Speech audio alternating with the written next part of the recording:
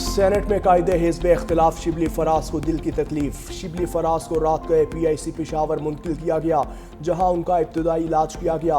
Doctors ने senator Shibli Faraz को 24 घंटे निगरानी में रखने का फैसला किया।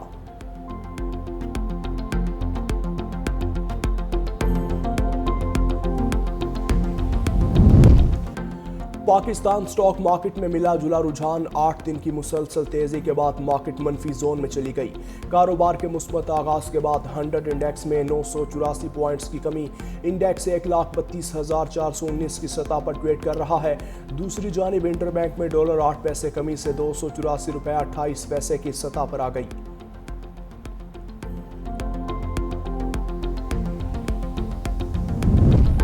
एक्साइज इस्लामाबाद ने टैक्स वसूली का नया रिकॉर्ड बना दिया। साबिका तमाम रिकॉर्ड तोड़ डाले। डायरेक्टर एक्साइज इस्लामाबाद बिलाल आजम ने कहा, एक्साइज डिपार्टमेंट ने माली साल 2024-25 में 21 अरब 34 करोड़ सरकारी खजाने में जमा करवाया। गुज़श्ता साल इस्लामाबाद एक्साइज ने टोटल टैक्स कलेक्शन 17 अरब 23 करोड़ रुपए थी। इस साल 4 अरब 11 करोड़ रुपए से ज़ायद रेवेन्यू जमा किया गया।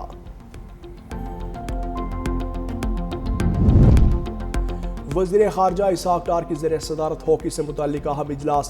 हॉकी की मौजूदा सूरत हाल का जायज़ा लिया गया, जिसमें हॉकी की तरक्की और इदारा जाती मुआवनत मजबूत बनाने पर जोर दिया। इसहाक़ डार ने कहा, हुकूमत हॉकी के फ़रोग़ के लिए कौमी और बैनुल अक़वामी सतह पर मुकम्मल ताउन करेगी।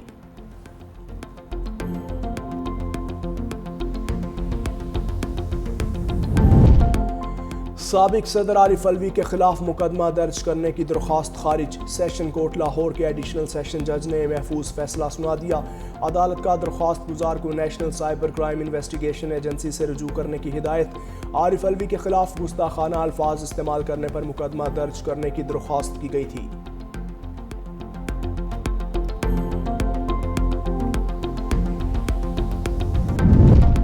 लाहौर समेत पंजाब के कई शहरों में अब्र रहमत। रिनाला, खुर्द, मंडी बहाउद्दीन, शेखुपुरा में भी बादल बरसे। शेखुपुरा के इलाके मिर्जा विरका में बारिश के बाइस छत गिर गई।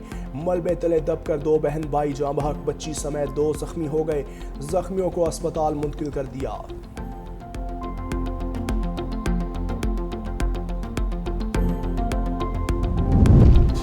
इस्लामाबाद मोटरवे पर संजानी के करीब बारिश के बाइस कोस्टर फिसल कर उलट गई। हादसे में 17 मुसाफिर जख्मी। तर्जुमान रेस्क्यू के मुताबिक जख्मियों को मुख्तलिफ अस्पतालों में मुंतकिल कर दिया।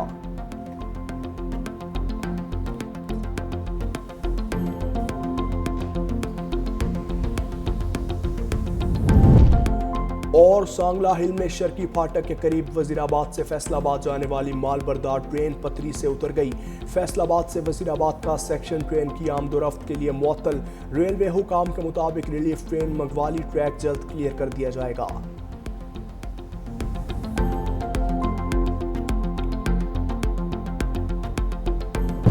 गवर्नर साहब, 5 दिन बाद जय वकुआ पर पहुंचने का शुक्रिया। तर्जमान सिंध हुकूमत सादिया जावेद का तंज। कहा, इस वक्त सियासत नहीं, दाद रसी की जरूरत है। ऐसा कोई वादा मत कीजिएगा जो पूरा ना कर सकें। कराची के लोग मुश्किल में थे, आपको फौरी कराची आना चाहिए था। अच्छी बात है कि गवर्नर ने सिंध हुकूमत के इक़दामात को सराहा।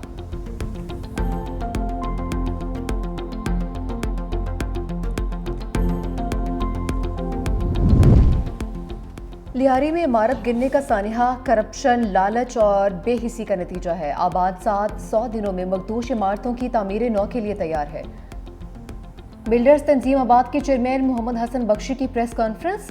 कहा, लियारी में इमारत गिरने का सानिहा करप्शन, लालच और बेहिसी का नतीजा है।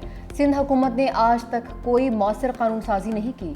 सीनियर नायब चेयरमैन सैयद अफजल हमीद ने कहा कि लियारी वाक़े के मकाम पर इंतजामिया की कोई नुमाइंदगी नहीं थी। जाए हादसा पर गफलत खुलेआम नजर आई। रावलपिंडी में भी 86 बोसीदा खस्ताहाल इमारतें खतरनाक करार। बोसीदा इमारतें भावड़ा बाजार, लंडा बाजार, सैदपुरी गेट, राजा बाजार, मोची बाजार, डूंगी खुई और दीगर इलाकों में मौजूद। मेट्रोपॉलिटन कॉरपोरेशन रावलपिंडी का खतरनाक इमारतों को फौरी खाली कराने का हुक्म। मालिकान को इनखला के नोटिस जारी। मूसलाधार बारिश के बायस बोसीदा इमारतें किसी बड़े सानहे का सबब बन सकती हैं। मालिकान 15 दिन में या तो इमारत की मरम्मत करवाएं या मखदूश हिस्सा गिरा दें, वरना कार्रवाई होगी।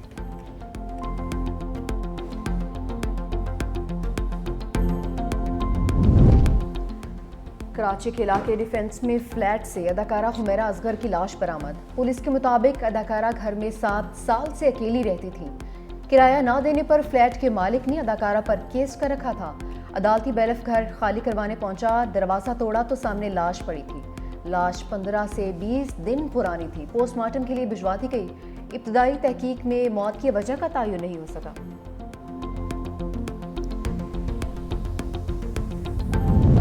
फैसलाबाद के इलाके सरहाली में साइबर क्राइम की कार्रवाई। साबिक चेयरमैन फेस्को के डेरे से 70 गैर मुल्की बाशिंदों समेत 100 से ज्यादा अफराद हिरासत में ले लिए। साइबर क्राइम सर्कल के मुताबिक गैर मुल्की बाशिंदे शहरियों को स्कीमों का लालच देकर ऑनलाइन फ्रॉड में मुलव्वस थे। डेरे से कंप्यूटर्स और मुख्तलिफ डिवाइसेस तहवील में ले ली गए।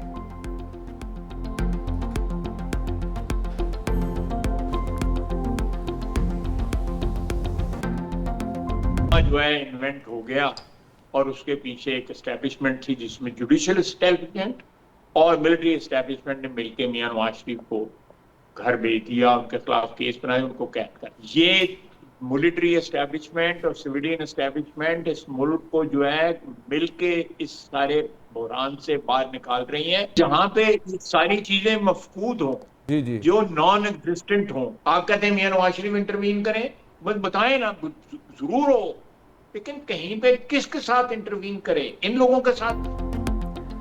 पनामा के पीछे एस्टेब्लिशमेंट थी। नवाज शरीफ को घर भेजा गया। हुकूमत और एस्टेब्लिशमेंट मिलकर मुल्क को बहरानों से निकाल रही हैं। वज़ीर दिफा ख्वाजा आसिफ की प्रोग्राम हेड-ऑन में गुफ्तगू, कहा कि तमाम मामला कामयाबी से चल रहे हैं। पीटीआई के साथ क्या बात करें, कोई संजीदा ही नहीं है। ये कहते हैं सब कुछ भाड़ में जाए, हमें तो बानी पीटीआई ही चाहिए है।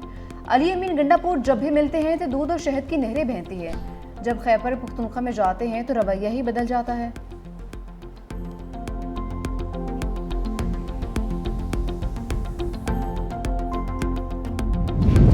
बानी पीटीआई और बुशरा बीबी की 190 मिलियन पाउंड केस की जल्द समाअत की दरखास्तें इस्लामाबाद हाईकोर्ट में दायर। बानी से बहनों अलीमा खान और नौरीन न्याजी की मुलाकात। अलीमा खान ने मीडिया से गुफ्तगू में कहा, बानी ने हुकूमत मुखालिफ तहरीक के लिए 5 अगस्त की तारीख दे दी। 5 अगस्त को बानी को जेल में 2 साल हो जाएंगे। बानी जेल से एहतजाज लीड करेंगे। नवाज शरीफ को तो घर वाले नहीं पूछते, तो बानी से मिलकर क्या करेंगे? नौरीन न्याजी ने कहा, बानी के साथ वो कुछ हो रहा है जो किसी कैदी के साथ नहीं होता।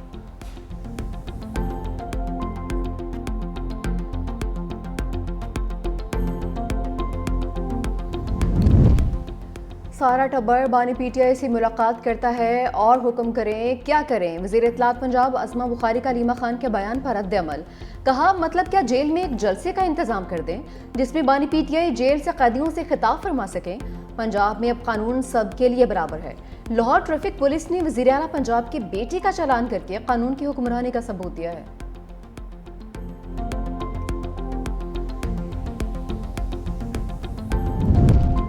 बैरिस्टर गौहर खान, सलमान सफदर और जहीर अब्बास चौधरी की भी बानी से मुलाकात। चेयरमैन पीटीआई बैरिस्टर गौहर कहते हैं, हमने मुज़ाकरात से कभी राह फरार इख्तियार नहीं की। बानी पीटीआई ने हमेशा मुज़ाकरात का कहा है। कोशिश है इस वक्त ही मुज़ाकरात का सिलसिला आगे बढ़े। बोले, जिन लोगों से बातचीत होनी चाहिए, कोशिश है उन्हीं से बातचीत हो।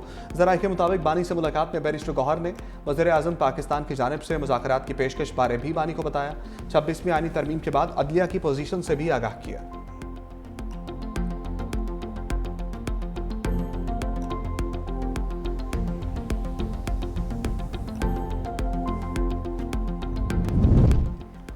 पेशावर हाई कोर्ट ने इलेक्शन कमीशन के खवातीन और अक़लियत से मुतालिक दोनों एलामिये कलअदम करार दे दिए। मुस्लिम लीग नून की जानिब से मखसूस नशिस्तों से मुतालिक दायर दरख्वास्त पर महफूज फैसला जारी कर दिया। अदालत ने हुक्म दिया कि इलेक्शन कमीशन अक़लियत और खवातीन से मुतालिक दोबारा सीटों की एलोकेशन करे। 10 दिन के अंदर तमाम उम्मीदवारों और सियासी जमातों को सुने। इलेक्शन कमीशन के फैसले तक मखसूस सीटों पर हल्फ ना लिया जाए। दूसरी जानिब केपी से कौमी असम्बली की खवातीन की 2 मखसूस खाली सीटों के लिए शेड्यूल जारी। कागजात नामजदगी जमा करवाने का सिलसिला कल से शुरू होगा, जो 10 जुलाई तक जारी रहेगा। 24 जुलाई को उम्मीदवारों की हतमी फहरिस्त जारी की जाएगी।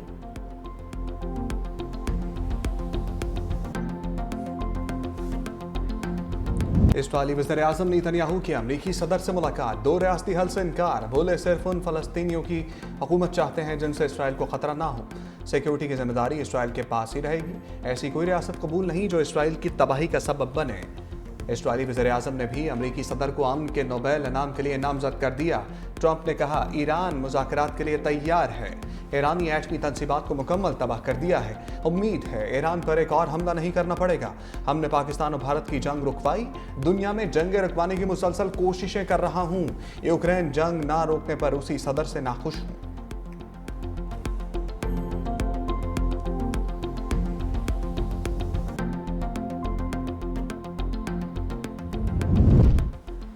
नेतन्याहू की ट्रंप से मुलाकात धोखा और सब पहले से तयशुदा है। इसराइल ने दोबारा हमला करने का मंसूबा बना रखा है। ईरानी फौज हाई अलर्ट। ईरानी टीवी का इस हवाले से कहना है कि सदर ट्रंप दोबारा हमले के मामले पर इसराइल के साथ हैं। ईरानी फौज के तर्जुमान कहते हैं इसराइल ने हमला किया तो जवाबी कार्रवाई पहले से ज्यादा सख्त होगी।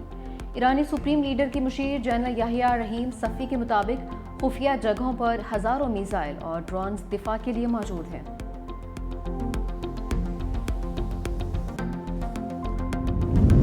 गाजा में इसराइली बर्बरियत जारी। 24 घंटों में 49 फलस्तीनी शहीद। इमदाद लेने के लिए खड़े 8 फलस्तीनी भी शामिल।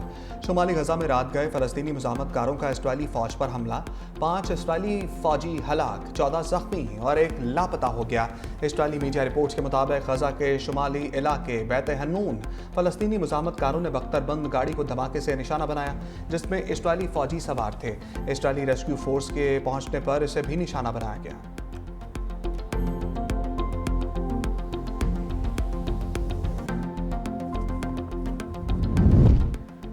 गजा में जंगबंदी के लिए कोशिशें। दोहा में हमास और इसराइल के दरमियान मुज़ाकरात का तीसरा दौर भी बेनतीजा खत्म। कोई पेशरफ्त नहीं हो सकी। चौथा दौर आज होगा। व्हाइट हाउस के मुताबिक अमरीकी एलची विटकोफ इस हफ्ते दोहा जाएंगे। इसराइली वज़ीर दिफा इसराइल कार्ड्स का कहना है कि हमास के साथ 60 रोज़ा जंगबंदी हो जाएगी। 75% गजा खाली कर देंगे। हमास के साथ जंगबंदी में 10 जिंदा यरगमालियों की रिहाई यकीनी बनाई जाएगी और मुर्दा असीरों की बॉडीज भी वापस लेंगे।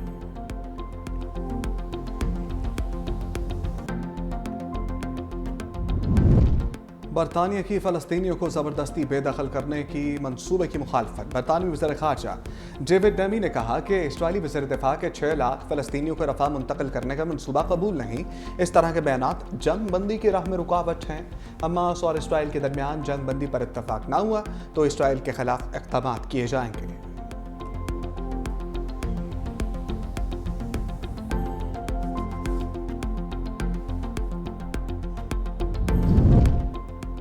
ईरानी वज़ीर ख़ारजा अब्बास इराक़ची की सऊदी अरब आमद। मक्का मुकरमा में सऊदी वज़ीर ख़ारजा फैसल बिन फरहान से मुलाकात।